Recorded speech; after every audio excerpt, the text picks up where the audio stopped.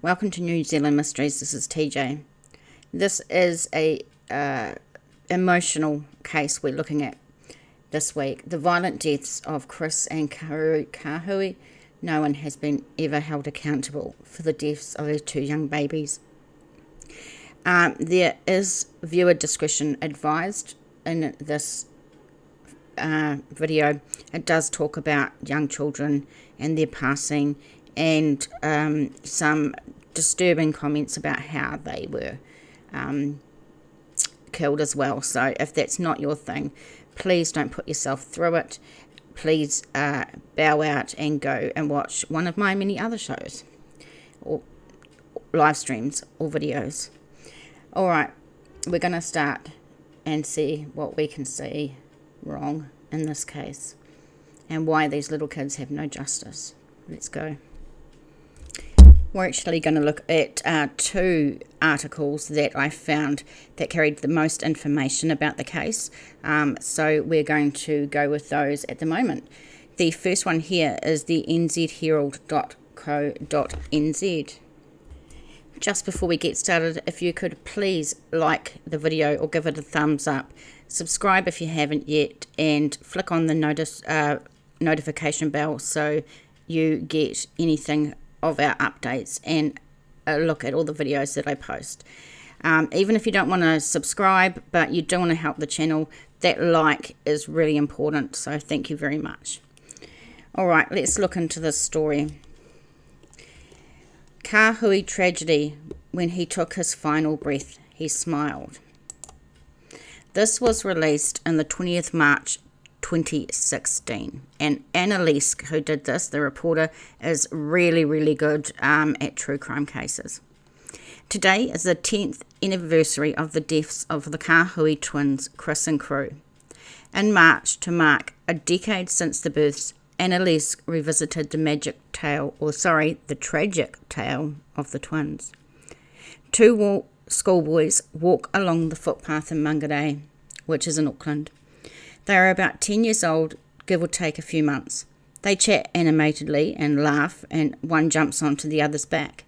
They scuffle a bit, in that boisterous but matey way boys do, and carry on walking. Down the road are two other little boys.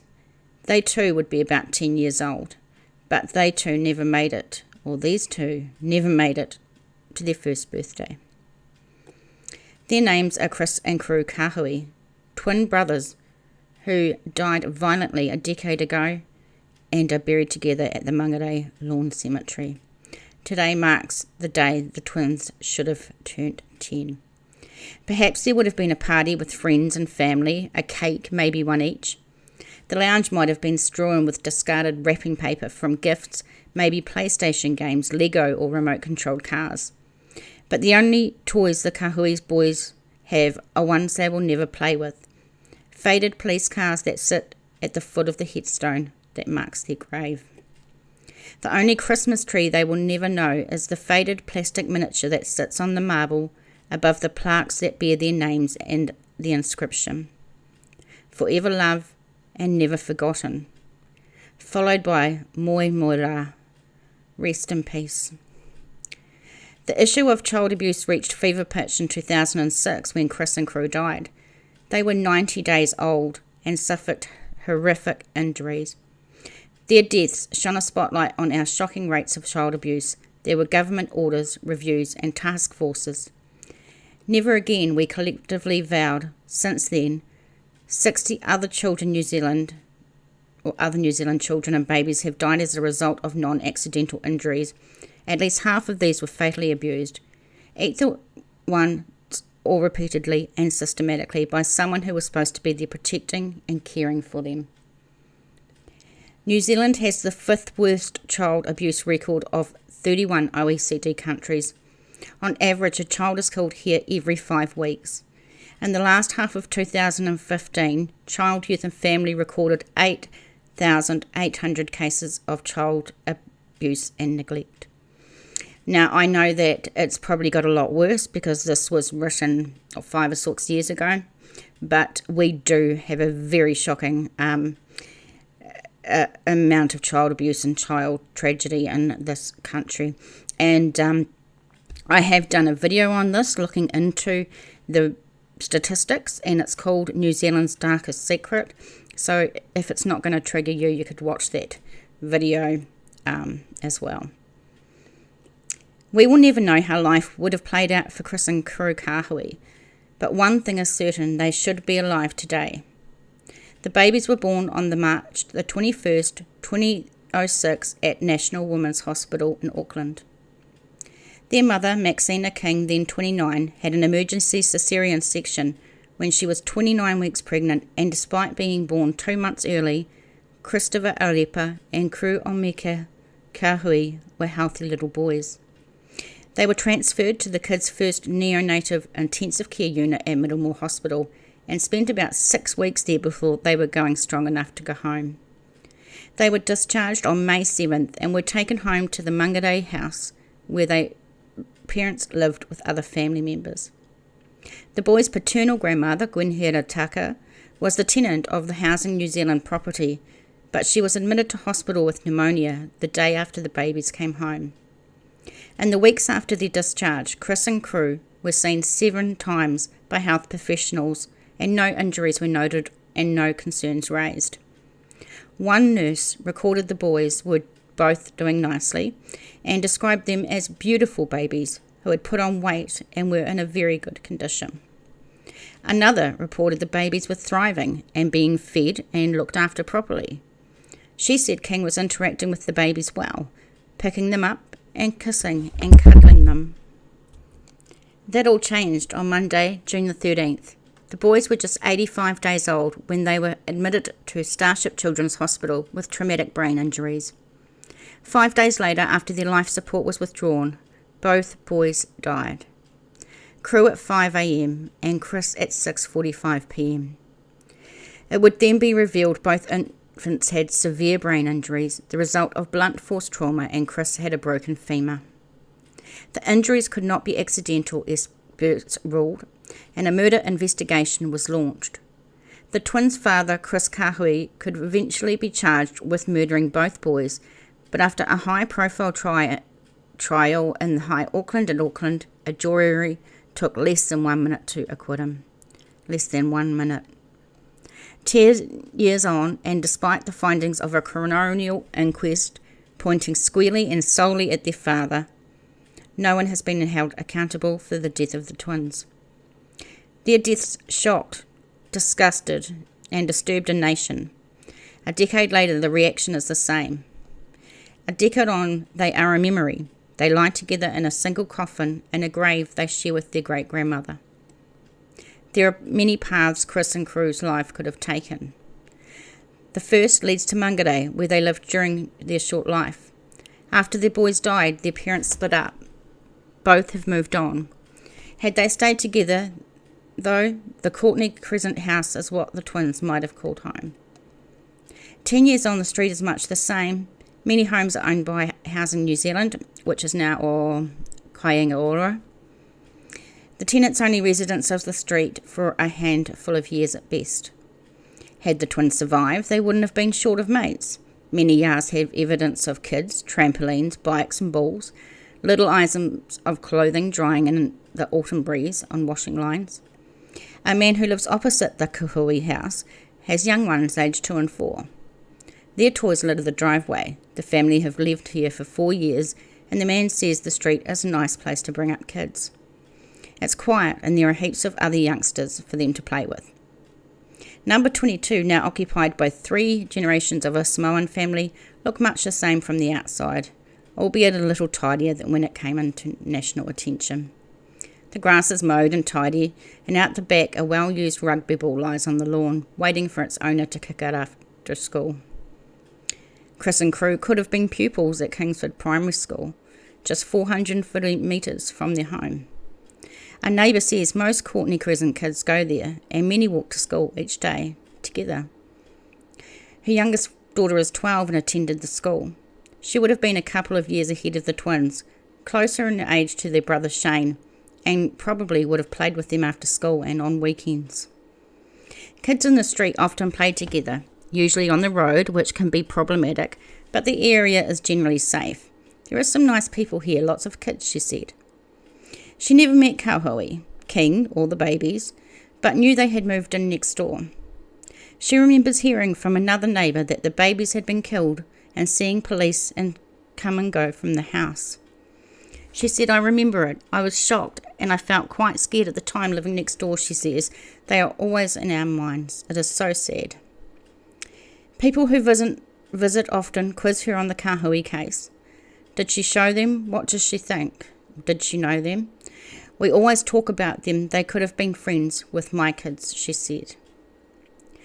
The second path would have taken Chris and Cru to Panmure, where their father lives.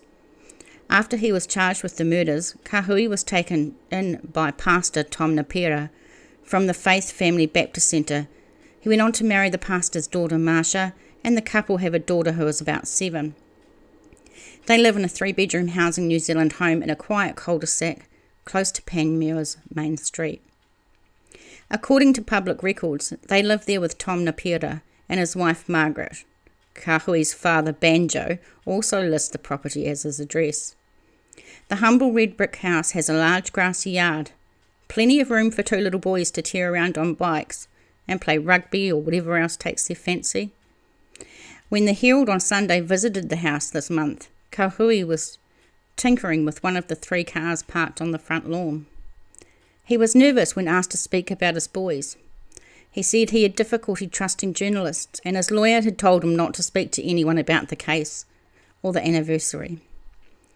He later provided a statement through defence lawyer Lorraine Smith but would not be drawn any further on the twins. Kahui said, "Every day I carry within me the sadness of losing my sons and knowing I will never see my boys grow up." He says, "I've got through the last 10 years with the help of my Christian faith and the support of my wife Marsha."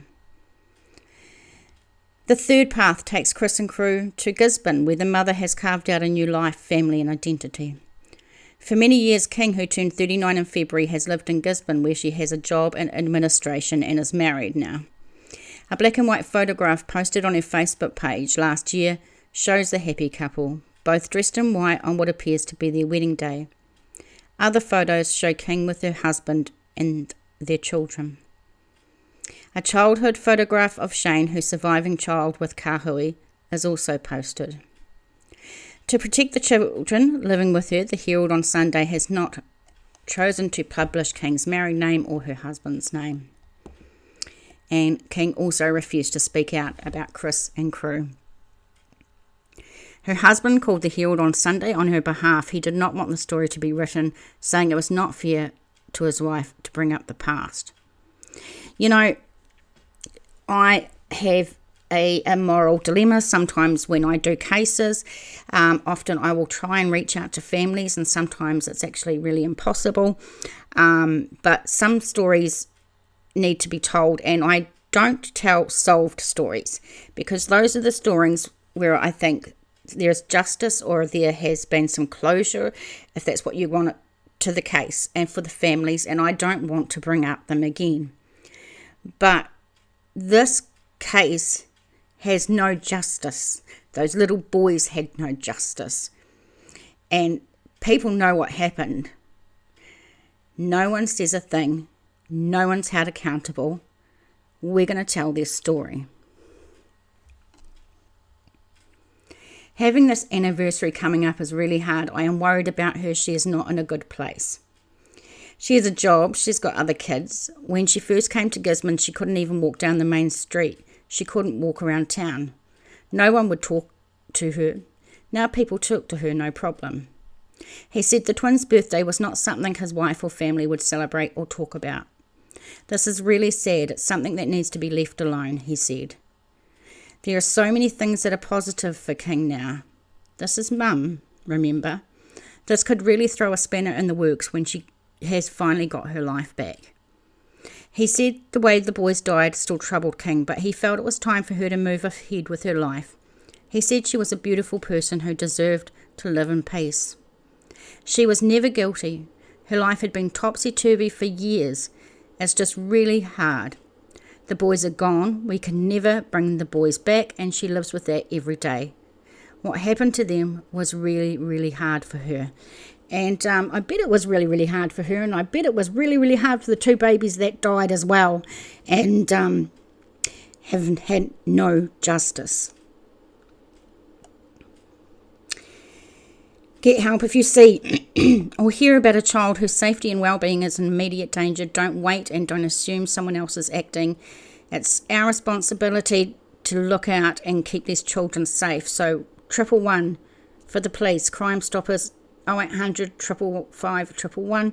You can also go to Child, Youth and Family, 0508 326 459. So let's look at the main players.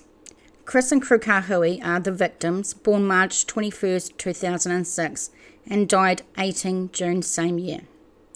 Their dad, Sonny Christopher Kahui, known as Chris, who is now 30. Remember, this was back in 2016, this was written. And their mum, Maxina Pono King, now 39.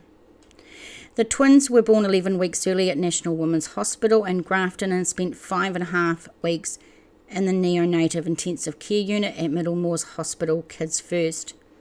The boys were discharged on 7th of May and taken to Maxina and Chris's home at 22 Courtney Crescent, Mungaray East.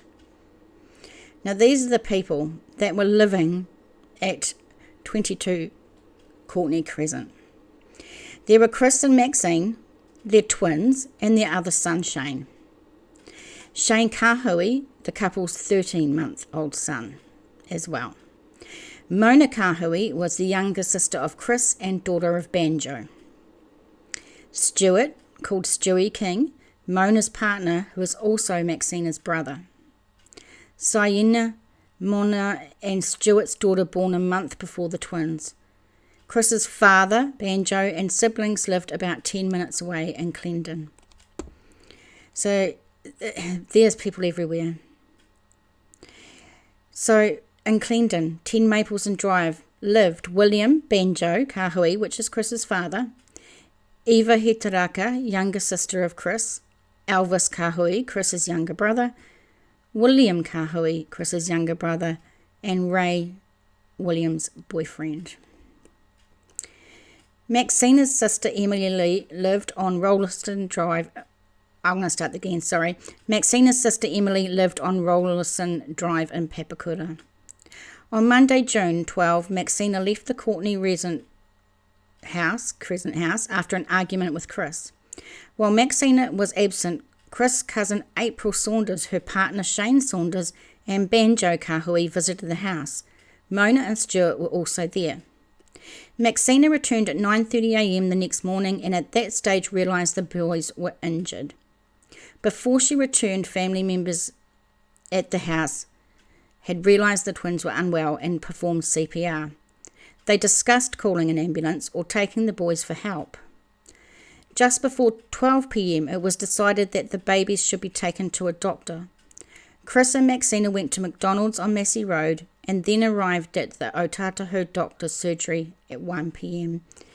So we're hearing that she returned at 9:30 a.m. and realised the twins were unwell and performed CPR, and they didn't call until 12 p.m. and then they went to McDonald's on the way. The investigation. Gopinath Nair, the Atahoho GP who first saw the boys after Maxina found them injured, he ordered their immediate hospitalisation. Detective Sergeant Chris Barry worked on the investigation into the twins' death and interviewed their father the day he was arrested and charged with the murder. Detective Senior Sergeant John Timms, now a superintendent and top cop for Counties Manukau. He headed the investigation into the assault and then the death of the babies. The trial. Lorraine Smith, defence lawyer for Chris Kahui, remains his lawyer to date. Marie Dyberg, QC, lawyer for Maxina King, she was never charged but was represented by Miss Dyberg in court and at the inquest. Simon Moore, QC, now a High Court judge, he was lead prosecutor for the Crown at trial. Simon Mount assisted Simon Moore at the trial and went on to represent the Crown at the coroner's inquest. Dr. Patrick Kelly, paediatrician and director and clinical director of the Starship Child Protection Team. I'm sorry I can't talk today. I'm trying really hard. The verdict. Chris Kahui was found not guilty of the murder of the babies. In 2012, following an inquest, Coroner Gary Evans pointed the finger of blame for the deaths of the Kahui twins squarely at their father. He said the injuries suffered by Chris and Cru Kahui were whilst they were in his sole custody, care and control of the father. So, some interesting information there. It's good to find out who all the main players are and get some details of that day, of that morning. And just thinking about what could have happened if these kids got a chance. You know what I mean? So, it's got a bit of a timeline here that I thought might help. So if we start at the beginning, March the 21st, 2006, Chris Arepa and Cru Kahui are born prematurely at 29 weeks at National Women's Hospital in Auckland. They are transferred to Kids First Children's Hospital at Middlemore and spend 6 weeks in neonatal intensive care. Oh my God, I will keep trying to drink more. The homecoming, May 7th. The boys are discharged from Middlemore and go live at 22 Courtney Crescent in Mangere. June 13th, 2006, the fatal hours. The twins' mother, Maxine King, 29, arrives home after a night away to discover the boys with severe injuries. She and the twins' father, Chris Kahui, who was 20, take them to the family doctor in Otautahu. The couple stop at McDonald's on the way. After examining the babies, Dr. Naya can tell they are neurologically very unwell. He orders their immediate hospitalisation. Chris leaves and Maxina takes the babies to the hospital on her own. Doctors at Starship Children's Hospital establish quickly that the twins have suffered serious brain injuries and hospital notify the police. June 18, 2006, the deaths. After being taken off life support, the baby boys die. Cru's time of death is at 5 a.m. and Chris at 6:45 p.m. The police investigation into how the boys were injured is upgraded from assault to homicide. June 21st, 2006, the injuries. The twins' bodies are released to their family after post-mortem examinations. Both boys had fractured skulls from blunt force trauma. Chris had a broken femur and doctors ruled the injuries could not have been accidental. The family refused to speak to the police. Their stonewalling of the investigation leads to a key family members being referred to as the Tight 12. The silence. Police visit Kahui and King family homes, taking some people away for questioning. In the next 2 weeks, more than 20 family members are spoken to. Police also interview 90 medical experts and staff involved with the babies from their birth until their violent deaths. The burial, June 28, 2006. A tangi is held for the boys, who are then buried with their grandmother at the Mangere Lawn Cemetery. October 3rd, the interviews. Chris sits down with police for a third interview. Days earlier, a Sunday newspaper published an interview with him in which he denied killing the twins. October 26, the arrest. Police visit several homes connected to Chris. When they find him, he is taken to the station for further questioning. At 10 p.m, police announce that a 21-year-old man has been charged with the murders of Chris and Cru Kahui. The court, October 27th. Christopher Sonny Kahui appears in the Manukau District Court, charged with 2 counts of murder. His lawyer, Lorraine Smith, says after his briefing hearing that he will fight the charges and Chris is remanded in custody. November 10th, the pleas. Chris is granted bail ahead of his trial. He eventually enters pleas of not guilty to the charges. The trial, April 14. The trial begins in the High Court at Auckland.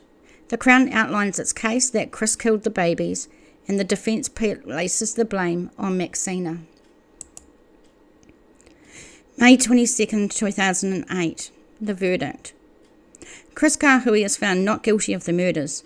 The jury takes less than 1 minute to return a verdict, which is something I've never heard of. July 2012, the inquest. After a high-profile inquest, coroner Gary Evans rules that baby Chris and Cru suffered their fatal injuries at a time that they were in the sole custody, care and control of their father. He says there's no evidence or fact to point to Maxina being responsible for the boys' deaths. This next one is by the sst.org.nz, and it's the Sensible Sentencing Trust. And they've got some information that we haven't seen in the last article, so I thought we'd have a look. Please, another warning that we're talking about some babies' deaths here. I'm not going to get monetized because of the content, which is fine, but I just don't want anyone to be triggered. So please, if this is too much for you, just don't watch it. Go and watch something else of mine. On the 18th of June 2006, 2 vulnerable babies tragically lost their lives after being taken off life support at Auckland Starship Children's Hospital. Cru Kahui passed away at 5 a.m. and his twin brother Christopher Kahui passed away 14 hours later at 6:45 p.m. The horrific details of how these precious babies died shocked and angered our country. 2 innocent babies who deserved to be loved and nurtured. 2 vulnerable babies who should have been safe in their own home. Instead, they suffered intentional and unforgivable violence. Cru's cause of death was due to a brain injury, second to trauma. His injuries consistent with being abused 5 to 7 days prior to his death. Cru had healing rib fractures, swelling of the abdominal wall and colon. His brain and skull showed signs of forceful shaking. Christopher's cause of death was due to a brain injury second to trauma. His injuries also consistent with being abused 5 to 7 days prior to his death. Christopher had healing rib fractures, a fracture of the right femur, and a partial skull fracture. His brain and skull also showed signs of forceful shaking. And remember, these are just little babies. The twins' injuries were so brutal that the specialist paediatrician, Dr. Patrick Kelly, who was a leading expert in child abuse, said the twins suffered the worst brain injuries he had seen in 15 years. Christopher's tiny skull had collapsed inwards due to the severity of his injury. Police and the coroner agreed that someone had picked up both the babies and had either thrown them against a hard surface or they had been violently shaken. The head injuries the twins suffered were compared to rapid deceleration, meaning the impact injury is the result of an exerted, forceful movement that comes to a dramatic halt, like what happens when you are in a car accident. In the twins' case, their brains were still moving inside their tiny heads. Once the skull movement had stopped, every medical intervention available at Auckland Starship Hospital could not save these precious little boys. What came next will never be forgotten: the right to silence. 4 direct family members and 20 extended family members were interviewed by the police after the twins' death. No one spoke up. The Type 12 became the reference to the cowardly behaviour of 12 family members who refused to cooperate with the police investigation. The right to silence was questioned by prosecution lawyers, victim advocates, social workers, and the concerned public who wanted to see justice served for these innocent, vulnerable babies.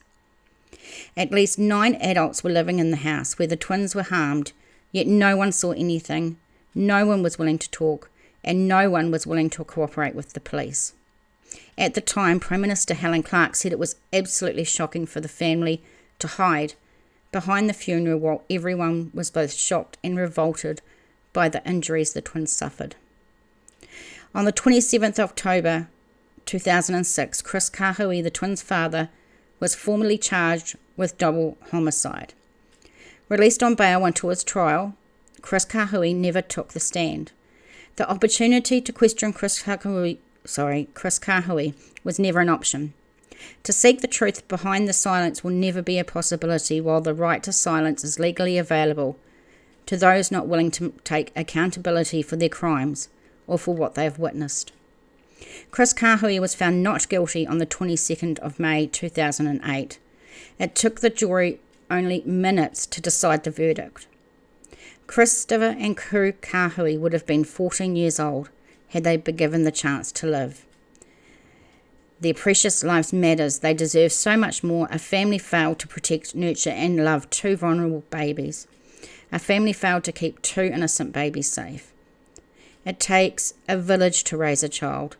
This village failed. Christopher and Cru Kahui, both in life and in death. And I think I read their words because they were very, very poignant, I think. Now, this is a lot of information, and it's stuff that the Otago Daily Times have done. They actually only released this on the 26th of October 2021. So I guess that's today, isn't it? So I'm really glad we really found this. Okay, mother said she killed Kahui twins, says a witness. Let's look into this bit. The former partner of Kahui twins' mother, Maxina King, told an inquest today she told him that Chris didn't do it. I did. Eru Tauri was the last witness giving evidence at the Auckland inquest into the brutal deaths of 3-month-old Chris and Cru Kahui in 2006. The twins died at the Starship Hospital in 2006, and their father, Chris Kahui, was acquitted of murders in May 2008. Miss King was crying and upset when she told him she did it. He said he recorded part of the conversation on his mobile phone. Tauri, who is currently serving a prison sentence, was reluctant to answer questions at first, but Coroner Gary Evans persuaded him that the inquest required his help. Mr. Evans granted suppression of Tauri's image today, but refused to suppress his name, as he had previously given evidence in the High Court in Auckland during the trial without suppression. Chris Kahui's defence claimed the injuries were caused by Miss King, who denied that. Okay. So this one is a book chain boycotts Kahui book. This was 29th of June 2011. Major book retailer Paper Plus says it will not stock an upcoming book about the deaths of the Kahui twins. The book, called Breaking Silence, The Kahui Case, was written by journalist Ian Wishart and the twins' mother, Maxina King. Paper Plus chief executive Rob Smith today said the bookseller had received a significant volume of feedback about the book online, in stores, and its support at the office. The company had also consulted its franchise holders to understand their position on the subject. The prevailing opinion is that our stores do not feel comfortable selling this book, and our customers do not want to buy it. This is certainly not about censorship or Paper Plus taking the high moral ground. We are simply listening to our most important stakeholders and acting in accordance with their feelings. An Auckland inquest into the deaths has been hearing evidence from 4 paediatrics and pathology specialists over the past 2 days. There's also a fast-growing Facebook group that had called for people to boycott the book. The group at that stage had 26,000 likes. Wishart, the editor of the investigative magazine, said Ms. King would not get a cent of royalties from the book due out at the end of July. He wrote the book after Ms. King contacted him. She did not trust journalists and wanted to tell her story, he said. Wishart said the Facebook criticism and boycotting books was not the answer. Information is the lifeblood of a free society, and we need to know as a society what went on in the Kahui case. Everyone was after answers, but the people against the book were basing the argument on a couple of 500-word newspaper articles, he said. Wishart said Miss King would be the first person in the country to admit that she's not the world's greatest mother and that decisions she made, the life choices she made, led to self-destruction. I don't think she deserves the opprobrium that has been flung at her. They have heard the best the defence lawyers could do for Chris. We've all heard that. They will now hear Maxina's side of the story, and then people can start to make intelligent debate. Be interesting to see if you're in the comments and you actually ever read that book. It would be very interesting to see what you think.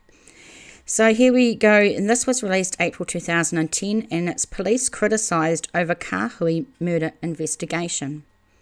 The way police handled some evidence in the Chris and Cru Kahui murder case was not up to standard, the Independent Police Complaints Authority IPCA found. The South Auckland twins died in Auckland's hospital June 2006 after being admitted with head injuries, and we know that father was acquitted of murdering them in 2008. His defence was that twins' mother, Maxina King, was the killer, but she had never been charged.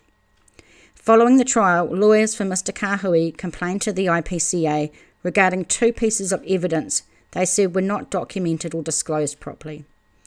A decision released by the IPCA today cleared police of deliberately withholding or delaying the release of evidence. There is no evidence that the police officers responsible for the preparation of the Crown case and disclosure conspired or otherwise deliberately tried to pervert the cause of justice by disclosing incomplete information relevant to Mr. Kahui's defence, or by making late disclosure, the decision said. I'm also going to put these links in the description box, of course, with everything else. So if you want to carry on with some of the articles that I'm not going to fully read, then you'll be to come back and do that. 28th of May 2008, police say Kahui not shelved.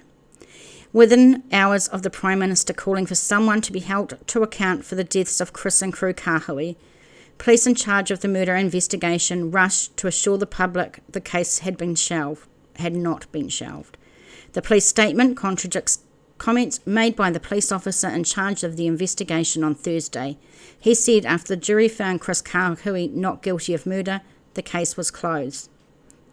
Today's statement from police comes after growing debate over the handling of the investigation and comments today from Helen Clark, who said it was unacceptable that no one was held to account for the deaths of the Kahui twins.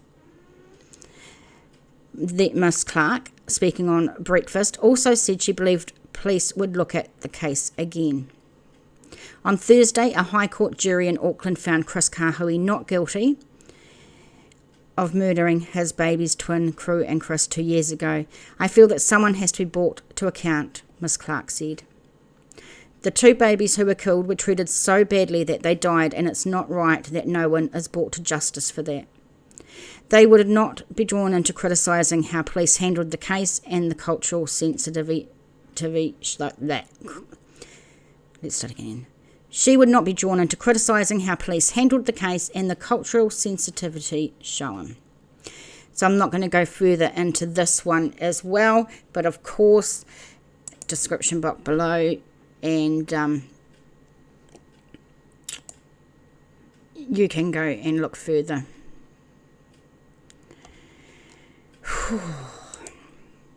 This is tough. 24th of May 2008, twins' aunt changes her mind. The aunt of the Kahui twins who broke family ranks after the killings and said Chris Kahui was responsible has changed their mind. Fiona King told the Weekend Herald police should reinvestigate the case and the role of her younger half-sister, Maxina King. Fiona and sister Denise appeared on television in the weeks after the killings in 2006, furious at the behaviour of the so-called Type 12. They gave me the name of a male member, Mr. Kahui, as the killer, but it was bleeped out. They also gave his name to police. The pair had been estranged from the family for several years at the time and were not involved with the tangi. They became involved again after learning of the killings, attending a family meeting where Maxina told them Mr. Kahui was responsible. Fiona King told the Weekend Herald she did not blame Chris, but only passed on what she was told at the time. She had since had doubts and was eventually called as one of his defence witnesses, saying Maxina had also said the killer was a woman following her around, and then used the Māori word for ghost, kehua. The hatred between the older King sisters and Maxina and her younger siblings was illustrated during the trial when a series of abusive texts between them was read out. But the oldest member of the family, Robert, yesterday said Fiona and Denise's disgust at the tight 12 was rich given their treatment of Maxina and the younger siblings. Chris Kahui's lawyers plan to make a formal complaint about the way police handled their son's murder.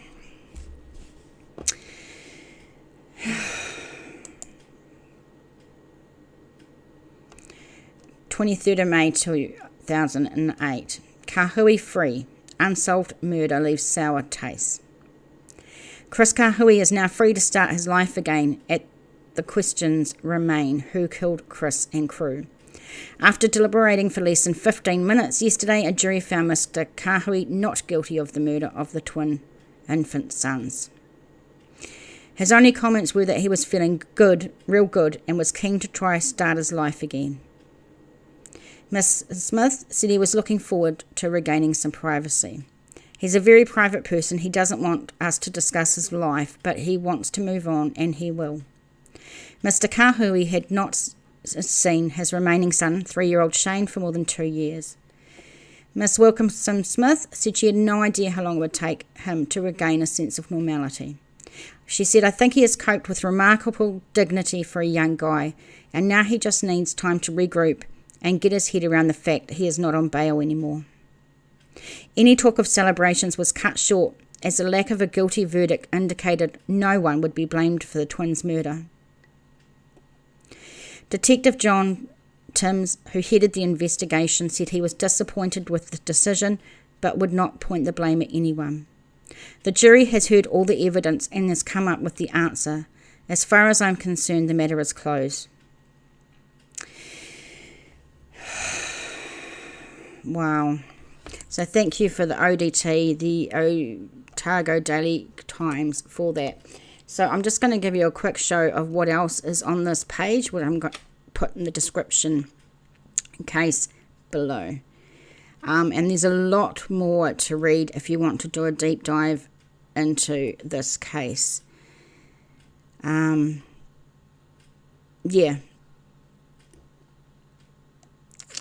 And there's a couple of pages, so I'll let you keep going. But if you want to discuss it in the comments below, let's do that. Thanks for listening. Thanks for going over these articles for me. This is a really disgusting case, but the sad fact is that it happens so much in New Zealand. It's a real embarrassment to our country, in my opinion. Please, you can go and look at New Zealand's Darkest Secrets. It's another one that discretion is advised. It's all about statistics in New Zealand with child abuse and child homicide. Please, just take this. I don't know. It's a hard story. I don't know how I feel about it, because we have to believe that Chris Kahui was found not guilty for the death of these babies in a court of law. So he was found not guilty by a jury of his peers, and we have to respect that. But if that's the truth, who killed these babies? And why did they shut up and not tell police, not speak up and tell them what happened? Why did the family all stick together and just ghost? I don't think it's good enough. Not good enough at all. Okay, guys, thanks very much for this. Such a sad, sad story, as are all the other ones. I'll see you next time. Please give the video a like, subscribe. Please, if you can give us a $3 coffee, buymeacoffee.com/NZ Mysteries keeps the show going. Thanks so much, guys. See you next time.